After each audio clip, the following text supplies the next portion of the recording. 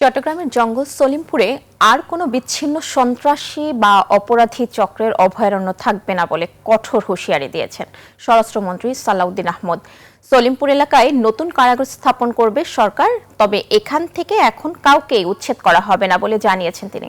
চট্টগ্রাম প্রতিনিধি শাহাদাত হোসেনের তথ্য ভিডিওতে উপমা রায়ের রিপোর্ট। চট্টগ্রামের সীতাকুণ্ড উপজেলার জঙ্গল সলিমপুর এলাকা পরিদর্শনে যান স্বরাষ্ট্রমন্ত্রী সালাউদ্দিন আহমদ।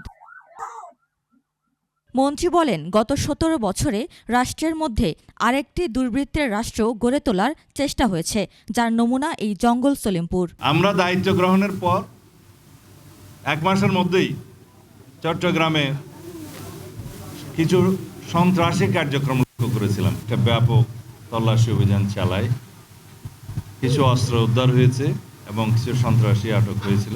সলিমপুরে সিসিটিভি ক্যামেরা ও বিভিন্ন পাহারা বসিয়ে সন্ত্রাসীদের নিয়ন্ত্রণ ব্যবস্থা ভেঙে দেওয়া হয়েছে বলেও জানান স্বরাষ্ট্রমন্ত্রী। এই জায়গার জমি দখলের সাথে কারা জড়িত, এগুলো আমরা এখন ফাইন্ড আউট করেছি।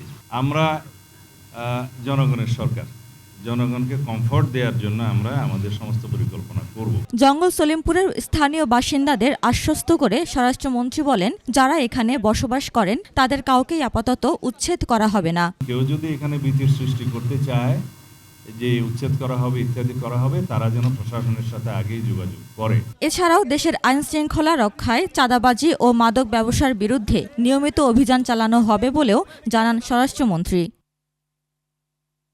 উপমা রায়, ডেস্ক রিপোর্ট, ২১ টেলিভিশন।